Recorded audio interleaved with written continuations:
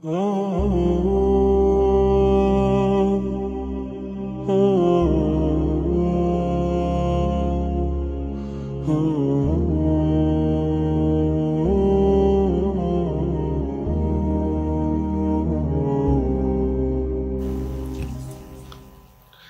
الله الرحمن الرحيم. الحمد لله حق حمده والصلاة والسلام على خير خلقه وسيد عباده سيدنا ونبينا محمد وعلى آله وصحبه وسلم أجمعين. أما بعد، زۆر خۆشحاڵم لە خزمەتی ئەوەی بەڕێز خاوەن خێزان و ئەچنە ناو خێزانێک و خێزانێک دروست دەکەن و خێزانێک گەورە ئەکەن. هەرێکێک لە ئێوە ئەبێتە خاوەن مەسئولیەتێک، وەکو رسول الله صلى الله عليه وسلم فەرموویەتی: كلكم راع وكلكم مسؤول عن رعيته. لآخر حديثكش تباريكاتو فكلكم راع وكلكم مسؤول عن رعيته. هەندێک لەو شتانەی کە ئینسان ئەبێ بیزانێ دەربارەی ژیاننامەی پێغەمبەری خوا صلی الله عليه وسلم، سیرە تەنیا ژیاننامە ڕۆتینەکە نییە کەوا لە سیرەی خوێنین، بەڵکو ئیمامی ترمزی شێوە سیرەیەکی داناوە کە جیاواز شتەکانی پێغەمبەری خوا صلی الله عليه وسلم جیا کردوتۆ. یەکێ لەوانە مەسائلی خێزانی و لە مەسائلی خێزان و فرەژنیشە چی ڕووەدا، غیرە و خۆشەویستی تەوزیعکردن و مەسائلی تووڕەبوون و هەندێک کێشە دروستە بێ. پێشەکی بزانین کەوا یعنی بۆ ئەوەی کە لە واقعەکە حاڵی بین، خوای گەورە خۆی ئەفەرمێ کە داوایان نەکرد پێغەمبەرێک بێت، یعنی نێراوێکی خوا مەلائیکە بێ. ئەی فەرموو: وەلەو جەعەلناه مەلەکەن لەجەعەلناه ڕەجولا. ئەگەر مەلائیکێکیشمان بناردایە لەسەر شێوەی پیاوێکەمان نارد. یعنی بۆ لەبەرەوەی کە خەڵکی فێر بێ وەکو ئەو چۆن بکە،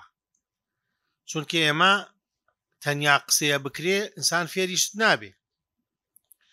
تەشبیه نەبێ وەکو چۆن لە سەرەتای دەوامی مەکتەب دەست پێەکە، یەکەم ڕۆژ و دووەم ڕۆژ چیەکرێ؟ عادەتەن کتێب تەوزیعەکرێ. ئەگەر لە ئیدارەی مەکتەبە هەرێکێک کتێبەکانی بدەنێ، بڵێنەوە سەری ساڵ دێن ئیمتیحانەکەن و ئیتر تەواو خۆتانی بۆ حازرکەن، ئەمە پێ ناوترێ خوێندن. تۆ کتێبەکەی بدەیتەوە بڵێ هەژ مانگی تر ئیمتیحانت یاکرێ بزانێت چیەکی. ئەبێ مامۆسایەک منهەجی ئەو ساڵە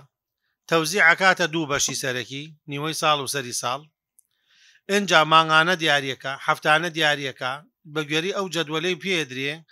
دەبێت چەندێک دەرس تەواوکە، چەند ئیمتیحانکە، چەندێ لێپرسینەوە بکە، چەندێ زەبتی تەلەبەکانکە لەوەی کە حزوریان، ئەدەبیان، سلووکیان، واجباتیان چۆنە، ئینجا لە ساڵەکە فێرە بێ یا فێر نابێ. ئەگەر لە حاڵەتێکە هەرپیان بڵێ بەس دەرزیش بێ، بەس قسەکردن بێ، جاری وە حاڵی نابێ. بێ مامۆسای وەرزش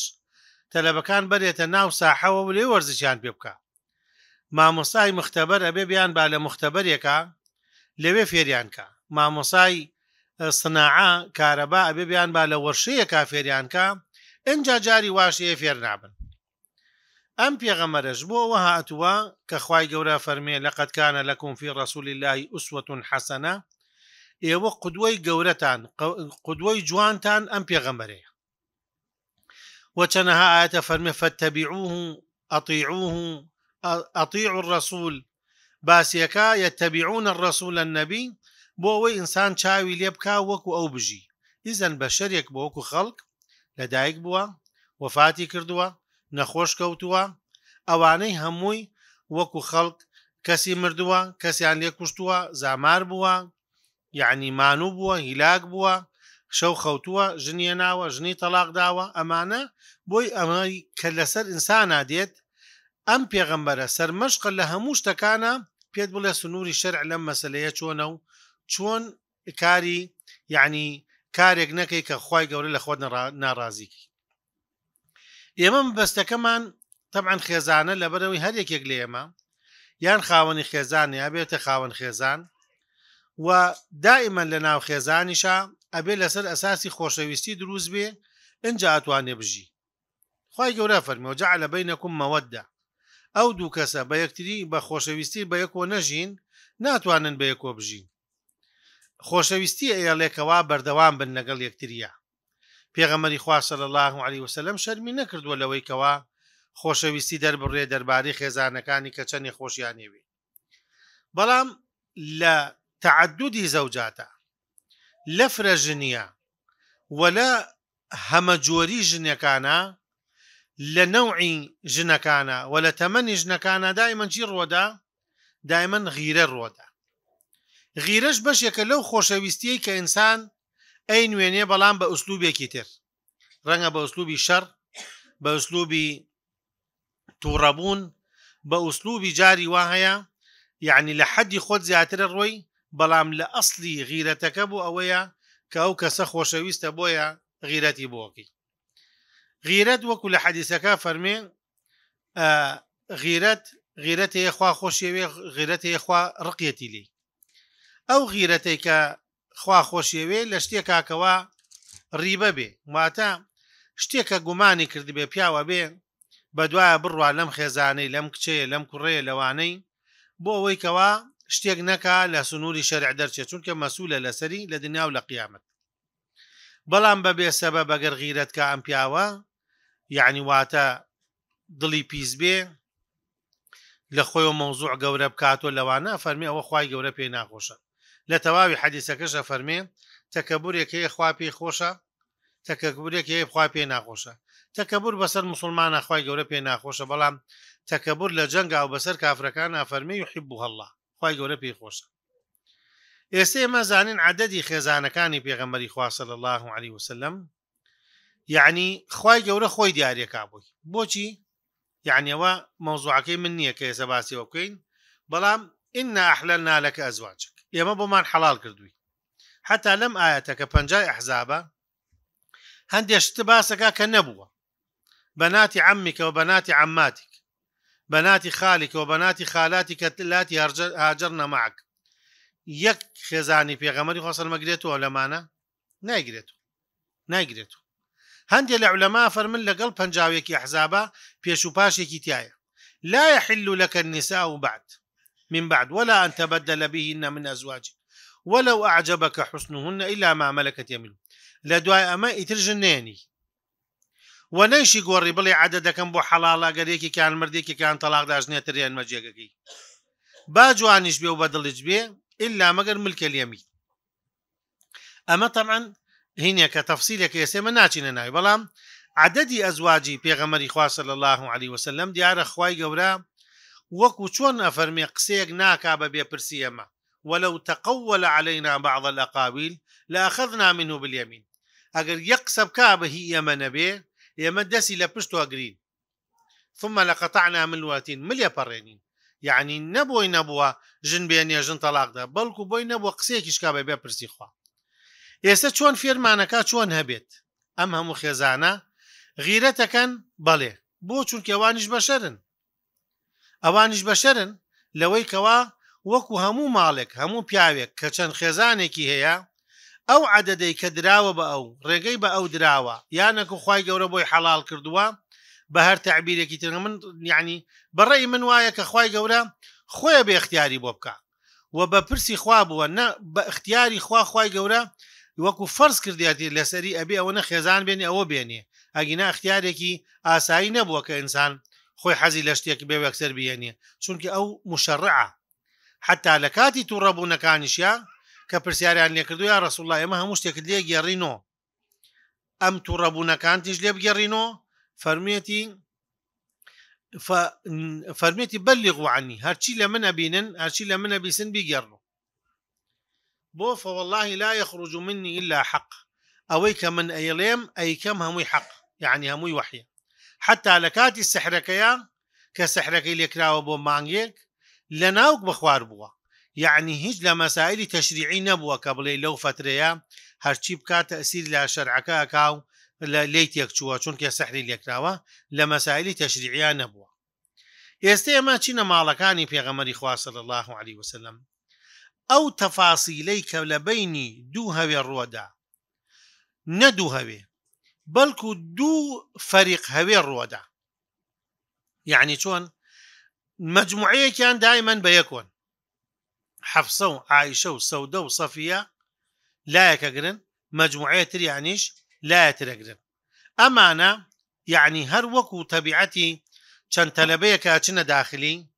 چەند فەقەیەک لە حوجرا بن، ئاساییە چوار سیان دوان ئەمانە ئەبن بە گروپێک، ئەبن بە کوتلەیەک، ئەبن بە هاوڕێیەکتری، ئەوانش مەجموعەیەکی تر لەگەڵ ئەمە تەبیعەتی هەموو بەشەرێکە لە هەموو شوێنەکە. خی گەورە هەمومانی کۆ نەکردوتۆ لەسەر یەک دڵ. خی گەورە بێوێ وەلەو شاء الله لەجەمەعهم، خی گەورە بێوێ هەمووی کۆ کاتۆ، بەڵام ئەم تەبیعەتانەکە کۆ بێتۆ عادەتەن گروپ و تاقم لێکەنیشن. معلومە کە خێزانەکانی پێغەمبەری خوا صلی الله علیه وسلم لە کچوو لە بێوژ، لە گەورە و لە بچووک، یعنی تەمەن، لە غەریب و لە خزم، لە دوو یەهودی، دوو مەسیحی، دوو خزم، دوو غەریب، دوو خوشک، ئیترەوە بێڵێن چیتر ئەگەر تەصنیفیانکەین ئەنواع شێوەکانی تایەکەوە باسیکەین. لە بینی ئەمانش ماڵەکانیشیان هەرێکێک لە تینشتی یەکێکتر بێ، بەو زوروفە ئەکەونە حاڵەتی غیرەتیانە، غیرەت ڕۆدا. غیرەتیش وەک وتمان فطری بەشەرە، تەبیعەتی بەشەرە، ڕەنگە نە لە بینی دوو هەوێ لەسەر پیاوێک کە ڕەسوول الله صلی الله علیه وسلم بەو عەزەمەتە، بەڵکو لە بینی جاری وا هەیە لە بینی دوو مناڵە ڕووەدا، لە بینی تۆ کەسێک کە زۆر خۆشتەوێ، حەزەکەی ئەوش تۆی زۆر خۆشەوێ، ئەگەر بچێ خۆشەویستی بداتێکێتر ئەو غیرەتاکەی پێت خۆش نییە. ڕەنگە سێری کۆمنتەکانی بکەی، ئەگەر بۆ یەکێکی تر تعبیرەکەی لە تۆ خۆشتر بۆ نووسیبێ غیرەتکەی، بڵێ ئەبوایە یعنی ئەو سیفەتەی بەس بدایەتە من، هیچیش نییە گەرەک و نەیشیکا و بیشیکا. لەبەرەوە غیرە ئەمە شتێکی ئاساییە، بەڵام کەی ئاسایی نییە ئەوەیە کەوا لە سنووری شەرع دەرچی. بۆ نمونە شتێک هەیە لە دنیای ئەمڕۆوە پێوترێت زەواجی سیاسی. زەواجی سیاسی چییە؟ من ئەمەوێ پشت بۆ خۆم پەیاکەم لەو لە مەسئولێک لە عەشرەتێکی گەورە کەسێکی ناودار ژنێنم، ژن بۆ کوڕێکمێنم، کچێک مەدەم لەگەڵ عەشرەتێترە ئەڵێم چین، ئەڵێنەوە خاڵوانمانن، ژنمان داپیان، ژنیان لێهێناون، بوونەتە خزم.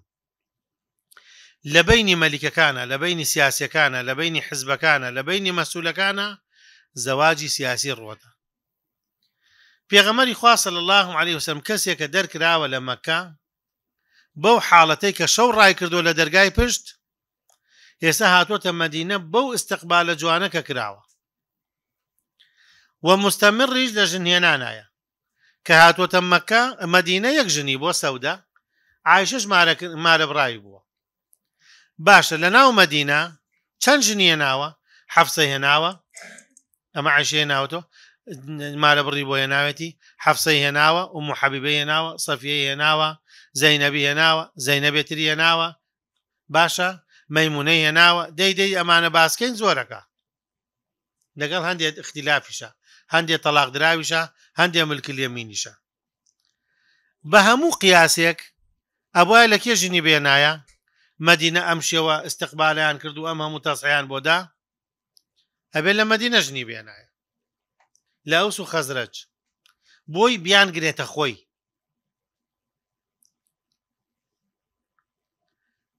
لە سونەنی ئەبی داوودا هاتووە کە ئەنەسە فەرمێ وتم یا رسول الله ألا تتزوج من الأنصار، لە مەدینە ژن نایەنی؟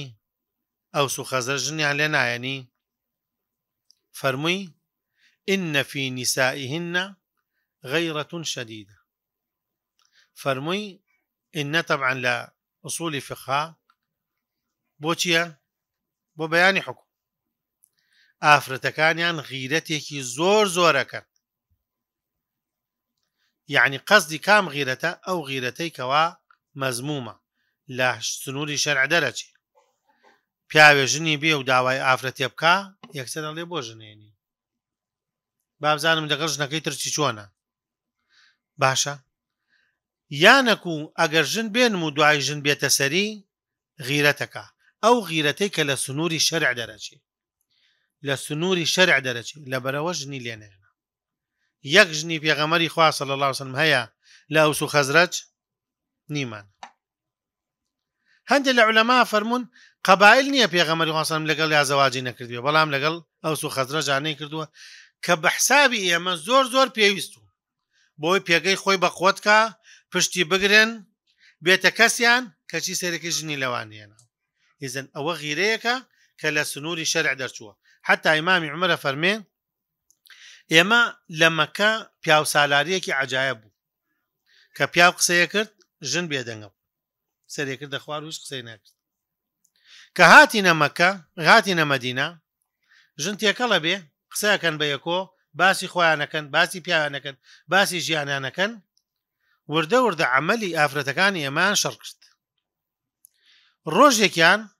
شەوێکیان من قسەم کرد خێزانم جواب میدا بۆ وتم چۆن جورەتەکەی جوابی پیا بدەیتەوە فەرمووی ئەی کچەکەی تۆ خێزانی پێغەمبەری خوا صلی الله علیه وسلم ڕۆژی وایە تا ئێوارە قسەی لەگەڵا ناکە وتم وایە وتی بەڵێ لەم ئەسنانم بوو وتیان وەڵای پێغەمبەر مەچی ژنەکانێتی تەلاقی داوە وتم بەخوا حەفسە ماڵی کاول بوجارێتن چونکە مێردەکەی شەهید بوو لە دوای جەنگی بەدر و حودا فەرمی ئەوەش تەلاق درا فعلا تەلاقی دا پێغەمبەر سەلەم جارێکیان بە ئەمری جیبریل هێنایەوە بۆ چونکە لەگەڵ مەدینە مەدەنی بوون مەدینە مەکە پیاو سالاری بوو قسەیان ناکرد هەر لێرە خۆی بۆ خۆی دروست بوو کە ژن قسە بکە یعنی ڕۆژی وایە ئەم ژنە قسە لەگەڵ پیاوەکەیان ناکە وتی بەڕە ئەڵەوەڵا ڕۆژی وایە وای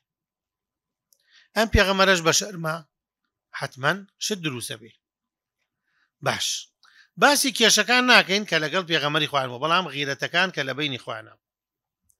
مثلا پێغەمبەری خوا صلی الله علیه وسلم کە وفاتی کردو چەند ژنی جێهێشتووە چەند ژنی جێهێشتووە کە وفاتی کردووە نۆ دوانی وفاتی کردووە کە خەدیجە و زەینەبێکە باشە ئیتر اختلافێ لەوەی کە دوانی تەلاق داوە یەکێکی تەلاق داوە سیانی تەلاق داوە با ئێستا ئێمە حەقمان لەم نوە باسی نۆکە بکەین شەوەکەی سەودە لەبەرەوەی تەمەنی بووە فەرمێتی من شەوەکەی خۆمە دەم بە عایشە ئیزەن عایشە چەند شەوی بووە دوو شەو شەوێکی خۆی شەوێکی سەودە بە یەکی شۆ نەبووە یعنی کەوتۆتە ناوەڕاست ئەم ئافرەتانە بێ مناڵیان نییە مەگەر لە پیاوی تر مناڵیانێ نابێ حتا ئاخرەکەیان کە ماریێشە کە جاریەیە کە کوڕێکی وێ وشەمرێ یعنی تاق و تەنیا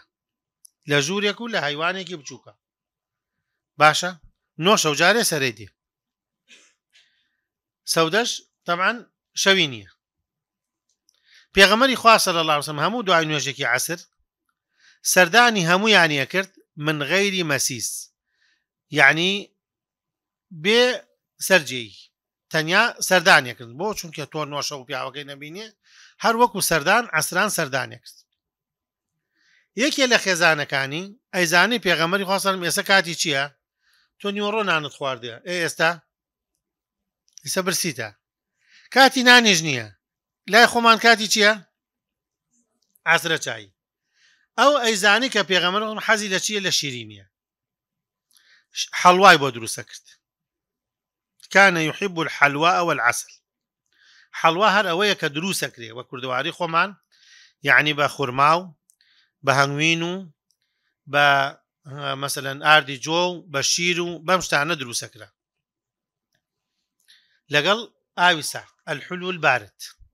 ئەگەر بوایە کە زۆرێ دانیشت زیاتر دانیشت لەلای ئەو هەموو ژنەکانی تری هەمویان کەوتن ئەوە قاچاقەکە ئەوە سرەی نییە زۆر دانیشت لەلای ئەو بەخوا بزانین چیەکە وەختێ زانیان سیرەکەن پێغەمبەری خوا سەلەم بۆنی چی لێ دێ بۆنی شیرینی لێکتی ئەم شیرینیە چیە خواردوێتی معافیر بە کوردەواری خۆمان شەوەکەی پێڵێن ئەمەی لە دار دەرەکرێ ئەمەی لە دار بەڕوو شۆکە مازوو ئەمەی لە دار دەرەکرێ زۆر شیرین و خۆشە هەروەک هەمینە بەس ڕەشە ئەی کوڵێنن وانە چونکە فەرمێ لە دار دەرەکرێ وەکو سەمغ وایە وەکو شیرینیەکی خەستە ئیتیفاقیان کرد لە بینی خۆیانە چی بکەن وتیان ئەگەر پێغەمبەری خوا صلی الله علیه و سلم هات بڵێن چی بڵێن بۆنی شیرینیت لێ عایشە و حەفسە بەیەکو پێغەمبەری خوا صلی الله علیه و سلم لە ژیانیا یەک جار وتیانە بۆنت دێ ئەویش بۆنی شیرینی بووە چونکە بۆنی نییە بۆنی دائیمان ئەفەرمێن بیدایەتە هەر کۆڵانەکە ئەنزانی کە پێغەمبەری خوا هاتووە تەوقەی لەگەڵ هەر کەسێک کردایە تا مانگێک ئاوا بۆنی دەستێ کرد بۆنی هات یعنی خوای بووە كأنما أخرج من جونة عطار دەستی ئەڵێ لە ناو جەوەنەی عەتارا دەرێکرد جەوەنەی عەتار چەندێ بۆن و میێخەک و مەسەلەن ئەمانەی تایە چەندێ بۆ نەگرێ ئەفەرمێت دەستی دایمەن وا بووە شاعر دەڵێ بۆنت عەرەقت گوڵاو بۆنت وەنەوشە لە وەنەوشە خۆشتر بووە لە مسک خۆشتر بووە فەرمێ بۆنی وا بووە وتیان بۆنی چیت لێت هەیە بۆنی شیرینیە خوا ئەویش فەرمی ئەوە لای زەینەب و بەخوا شیرینیەکی دروست کرد و قەسەم بەخوایەتە جارێتر نایخۆ سوێنیشی خوارد خوای گەورە خۆی تەدەخولی کرد لەم مەسەلەیە فەرمووی چی یا ئەیها النەبی فەرمووی چی لما تحرم ما أحل الله لك بۆچی ئەوەی خوا حەڵاڵی کردووە لێ حرام ئیتر حرام بێ نایخۆم تبتغي مرضات أزواجك بۆ ژنەکانیتر ڕازیکەی والله غفور رحيم قد فرض الله أي سواني خواردوا تخوا داينا وتحلة أيمانكم سوانكت كفارتك يبدا وإذا سر النبي إلى بعض أزواجه حديثا بيكتري وتياني الله دي وايب يونا أقر هات وجواب لي أو شون زانيت فرمي نبأني العليم الخبير تا آخر آياتك يك حادثي أما شتيكي زور بسيطة أقر براوردي كين بغيري بين جنانا كزور جاريك رنگا مثلا بياوكي با رسمه بگرێ بە نامەوە بگرێ بە مەسەلەن بە قسەوە بگرێ بە مووقفەوە بگرێ بە شتۆ مەسەلەن بە خشتی قاچاقۆ بگرێ شیرینی خواردنێکی عەسرانە بووە ئاەت دابەزێت تا قیامەتە خوێنرێتەوە تەبتەغی مەرضات ئەزواجک ئەتەوێ ژنەکان لە خۆت ڕازیکەی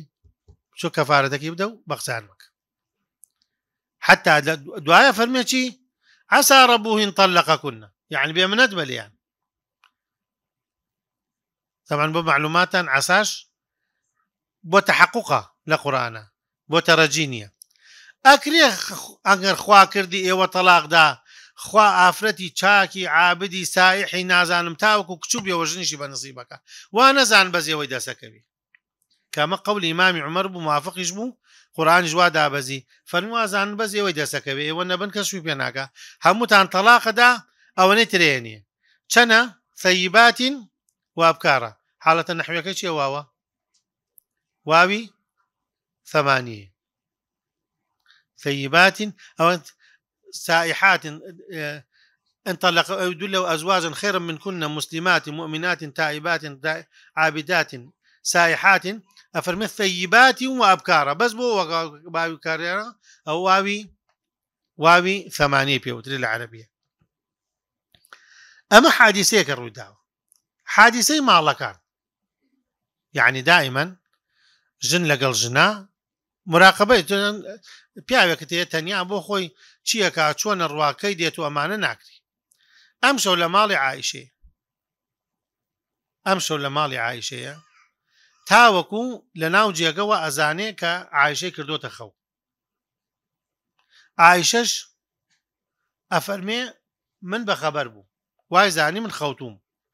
لە ناو جێگەکە بە سپایی هەڵسا جێگەکەی داناو دەرگاکەی کردەوە بە سپایی لەسەر خۆی ئەڕۆیی منیش بە شەرم وەکو هەموو کەسێ کوێ چێ بەو شەوە بۆ بەقیع چۆ ناو قەبرستانەکە بەو شەوە 1 سەعات وەستا ئاوا سەری ئاسمانێ کرد و شتێ خوێند منیش لە دوورۆ سەیرێکەم کە کەوتە ڕێ منیش کەوتمە ڕێ کە فەلەی کرد منیش پەلەم کرد بەر لەو چوومە ماڵ و چوومە ناو جێگەکە کە هاتووە لە ماڵە بە سپایی دەرگاکەی لادا هاتە ناو جێگەکە بۆ ئەوەی کە خەبەرم نەکاتەوە کە ئینسان بەخەبەر بێت دیارە گیانی گەرمە. فەرمووی ئەوە قەد جاء شەیطان، یعنی ئەوە تۆ بووی ئەو تارمایە. فەرمووی یا ڕەسوول الله وەڵڵاهی وتم نەوا بچێ بەلای منیش بەشەرم وەکو هەموو کەسێک دێتە مێشکمە ئەو شتانە، وتم نەوا بچێ بەلایەکێ لە خێزانەکانی. هەستمە کرد کە تارمایەک ڕێەکە لە دوام وەیە لە پێش وەیە شتێک مراقەبە ماکە. ئەوە تۆ بووی ئەوە قەد جاء شەیطانوکی، ئەوە شێتانەکە داتۆ بۆت. فەرمووی تۆ ئاگاد لێ نەبوو من لە ناو جێگەکە بووم، جبریل هات فەرمووی بچۆ بۆ بەقیع و دوعایان بۆ بکە.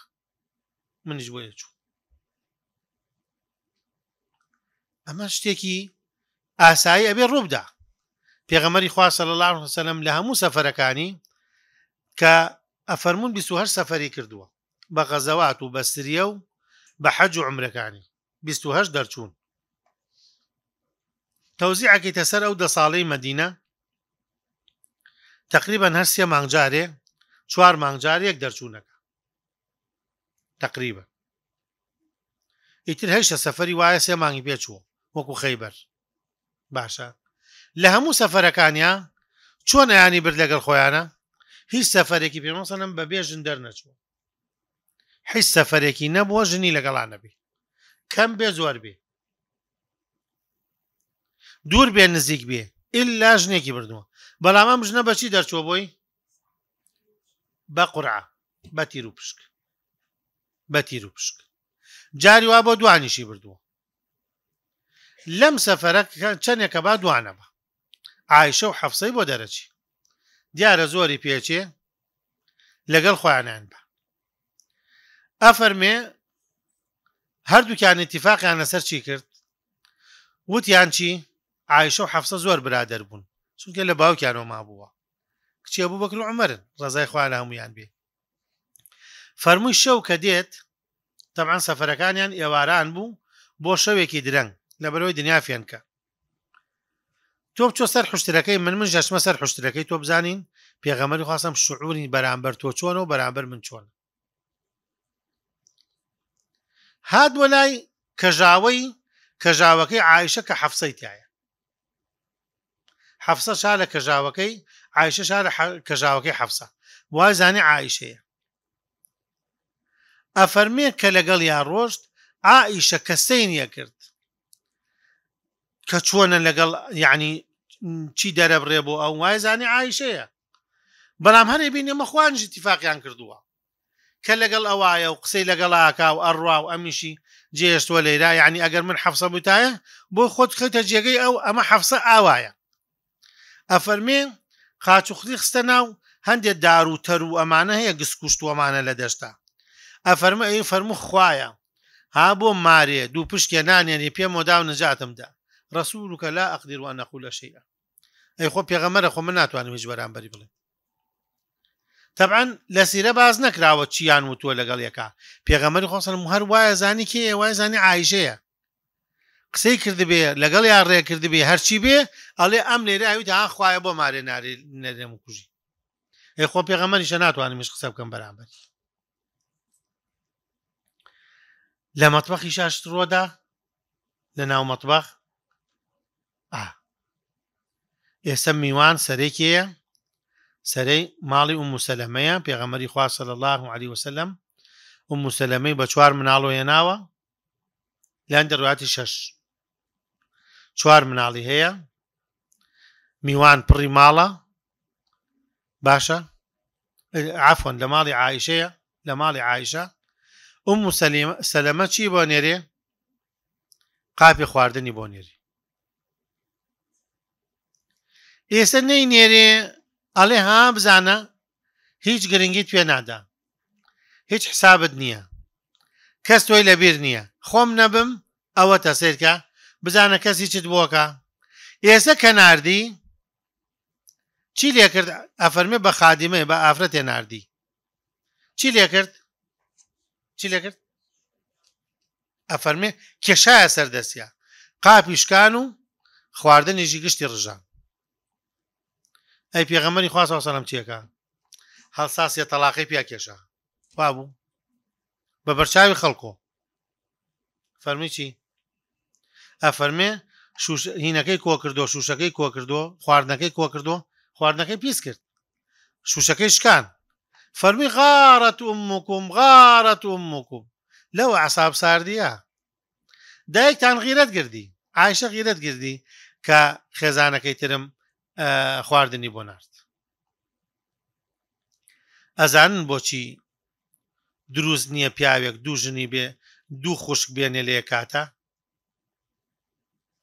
دروست نییە پیاوێک ژنێ بێنێ و پورەکەشی بێنێ یا برازاکە یا خوشکەزاکەی بێنێ چونکە خزمەتەکان چی لێ دێ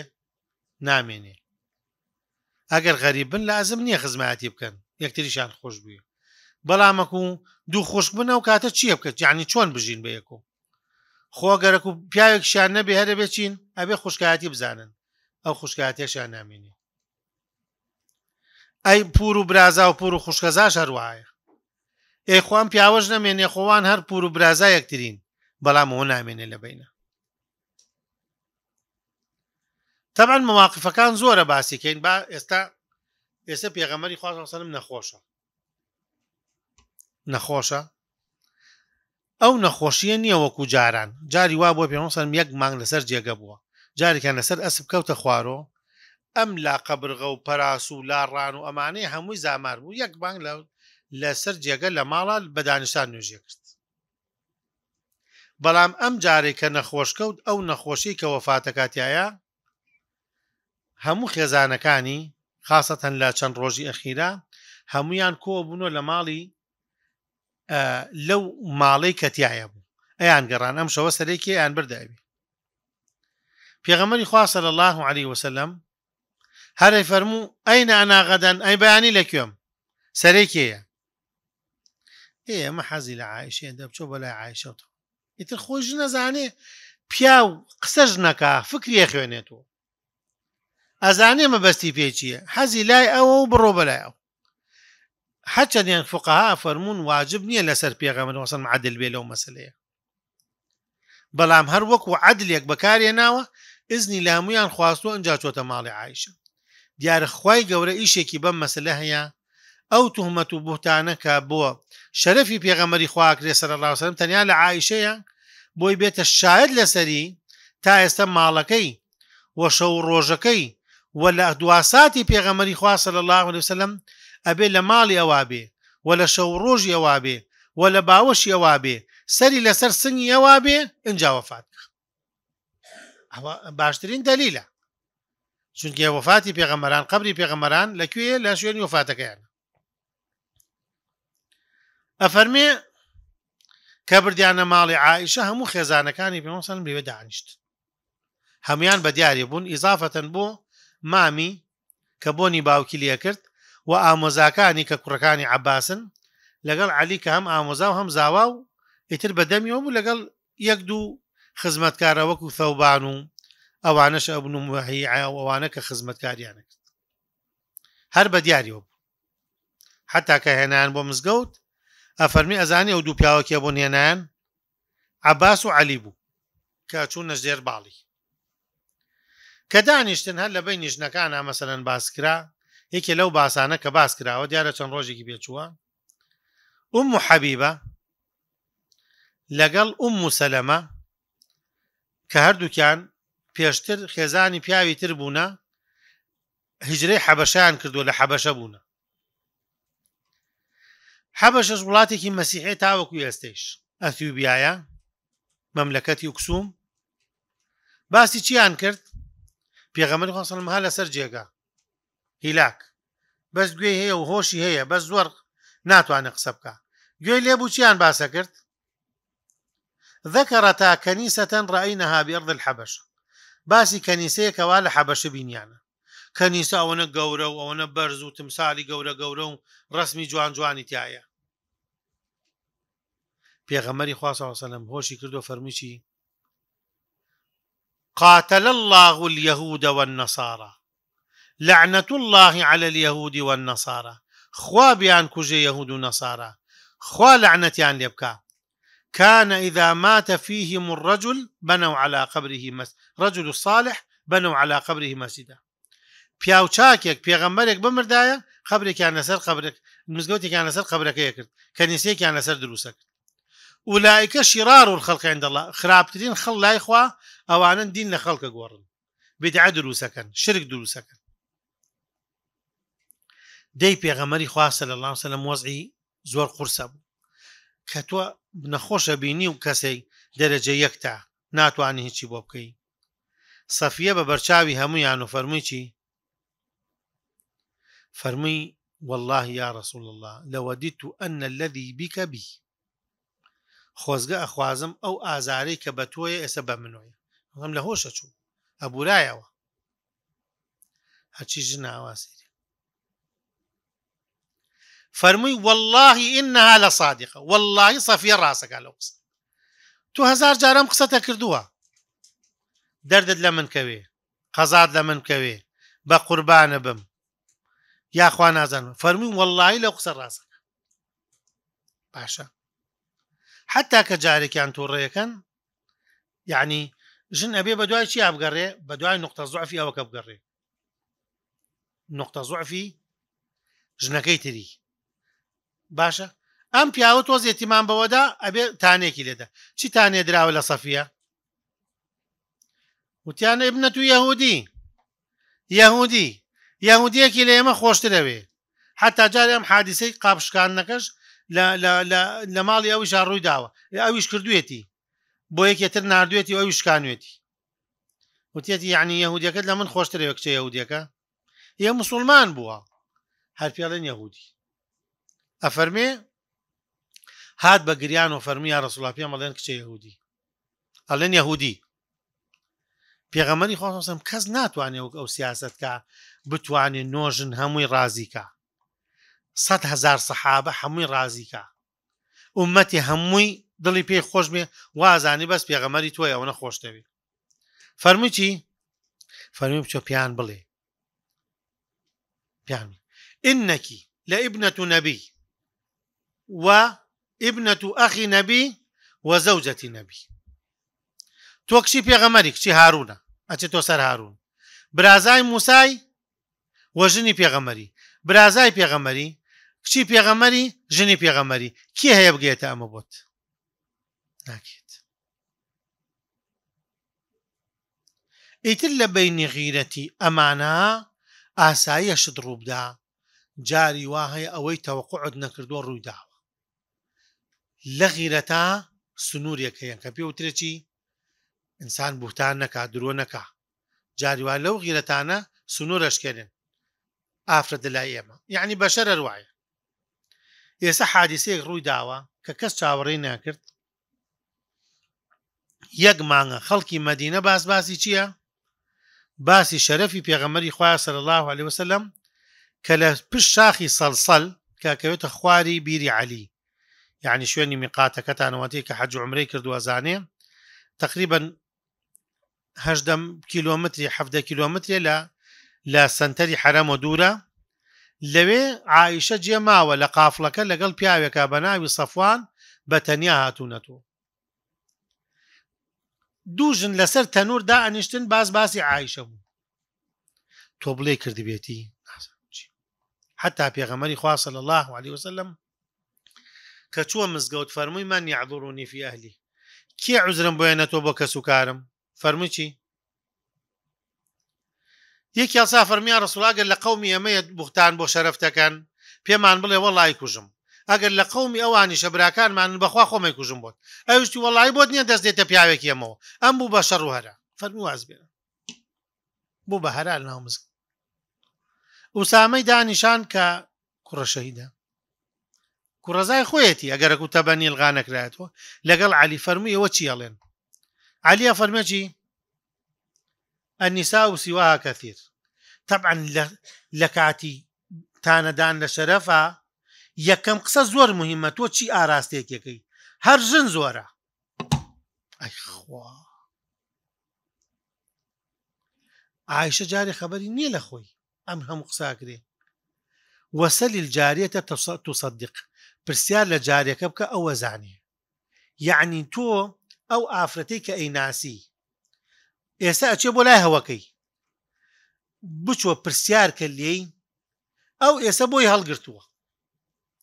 تۆ تەجربەیەکت هەیە لەگەڵ ئەم ژنە حەقیقەتی ئەم شتانە ئەکا یانە چوو بۆ لای کامیان چوو بۆ لای هەموو خێزانەکانی ئەفەرمێت چوو ئەوەی کەوا زۆر منافەسەی منیە کرد سبحان الله لەوێ وتی واللهی خۆ من ئێمە زۆر شت لە بینمانە هەیە ڕەنگە زۆر حەزمان لە یەک نەبێ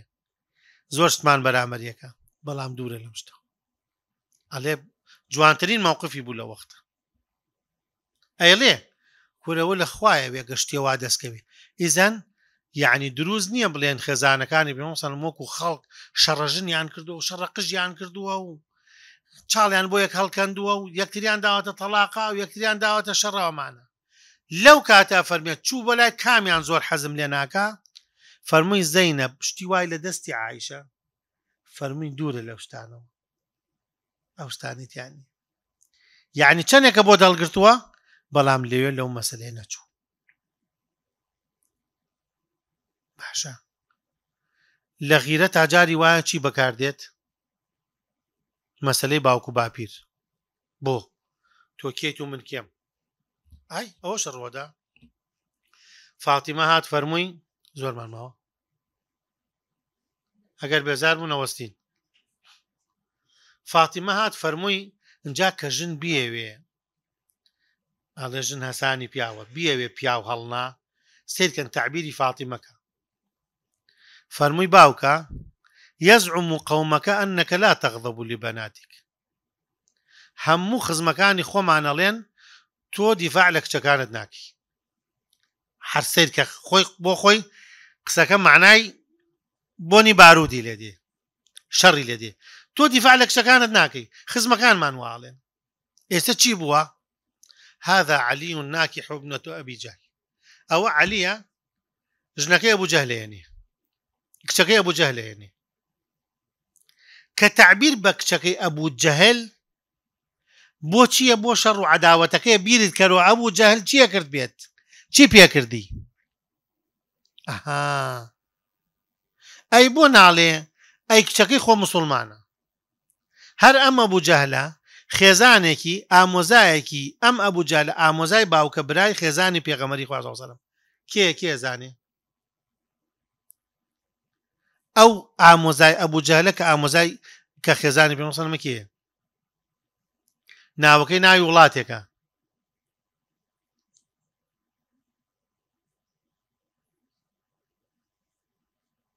ناوی وڵاتێکیش ئەوە ئاسانکاریم بۆ کردن ناوی هێندە مەشهورە بە ئومو سەلەمە ئامۆزای باوکە برا ئەبوو جەهل عەمری کوڕی شامی کوڕی مغیرە ئەویش هندی کچی ئومەیەی کوڕی مغیرە ئامۆزای حەقی خالد ئەبوو جەهل عەمری کوڕی شامی کوڕی مغیرە خالدی کوڕی وەلیدی کوڕی مغیرە با ئیتر زۆریان باز نەکەین بەس ئێستا کە شتەکە ژنهێنانی عەلیە ئەبێ چۆن باسی کە تۆ دیفاع لە کچەکانت ناکەی عەلی ئەوەتە خەریکە کچەکەی ئەبوو جەهلێنێ پیان داوە پێغەمبەری خوا صلی الله علیه وسلم وەکو خەزوورێ چۆن تەعامولەکە لەگەڵ زاوە عەلی وەرە تۆ ئەم کچەی منە عەیبی چییە ها من خۆم گەورەم نەکردی خۆم نەمکردێتە پیا و تۆ هیچ دینارێکت بوو من ژنم پێدای ئەوە مەجالت پێدەم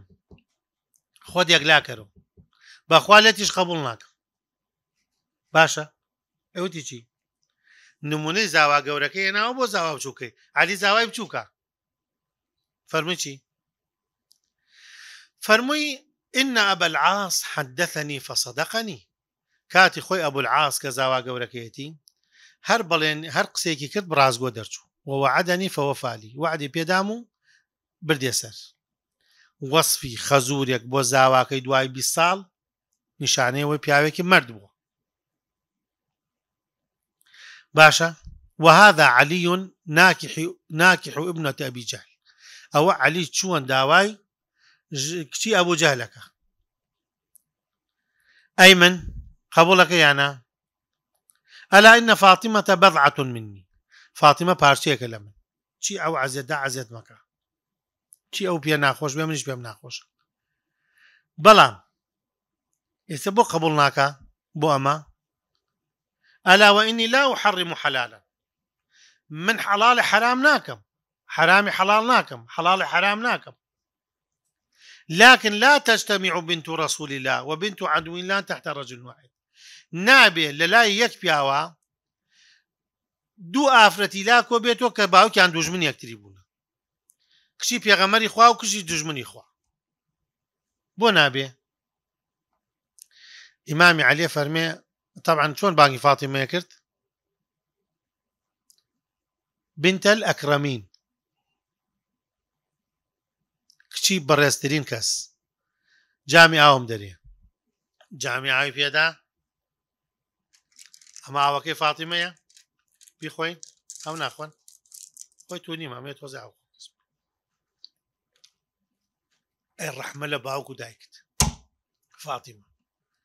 ئەویش غیرەتەکە ئەی منش ئاوەکەی من ناخۆی ئاوەکەی کچەکەی ئەبوو جەهل ئەی لعنەت لە باوکت باشە ئەی قابلە بڵێ ڕەحمە لە باوکت ئەو کچە بوو جەهلە نابێ خۆ بێتە شەڕیان ئەی بۆچی ڕەحمەت بۆ باوکی من نانێری دەستخۆشی لە من ناکەی ئەی بە ئەم بەوتی ڕەحمەت لە کورە سەڵاواتی خوا لە باوکت کورە ئی هەرکەس ئیمانی بە باوکت نەبێ کافرە بێ ئەی بۆ ئەو کورە لعنەتی خوا لە باوکت باشە ئەوە عیبادەتە لای ئێمە کە لعنەتکەی لە ئەبوو جەهل ئێ پێ مەسەڵەن لعنەتی لێ کردو لوعنوا أصحاب القليب ئەمە بێتە چی ئەوەڵێ باوکی من ڕئیسی مەکە بووە هەرچی تجارەتی دنیا بۆ بەدەستی ئەو بووە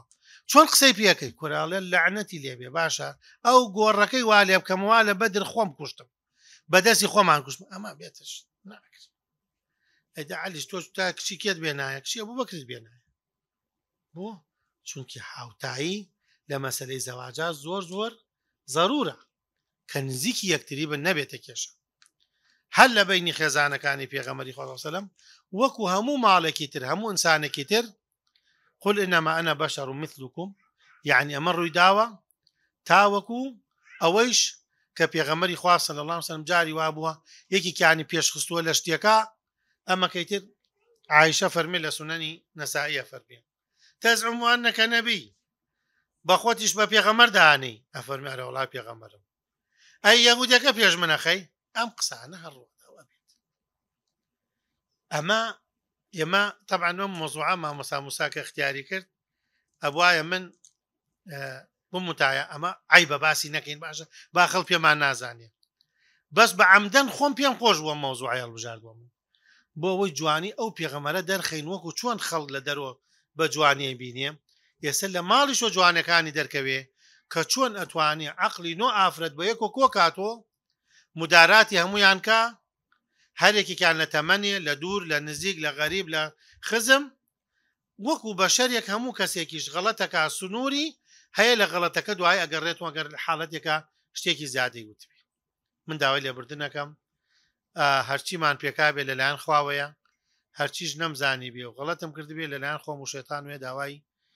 لێبوردن و لێخۆشبوونەکەین لەخوا ئەنجا لە ئێوە خوای گەورە چۆن کۆمانی کردوتۆ لە دنیا لە قیامەتشان إن شاء الله لە بەرسا كمان كاتو صلى الله على نبينا محمد وعلى آله وصحبه وسلم أجمعين والسلام عليكم ورحمة الله وبركاته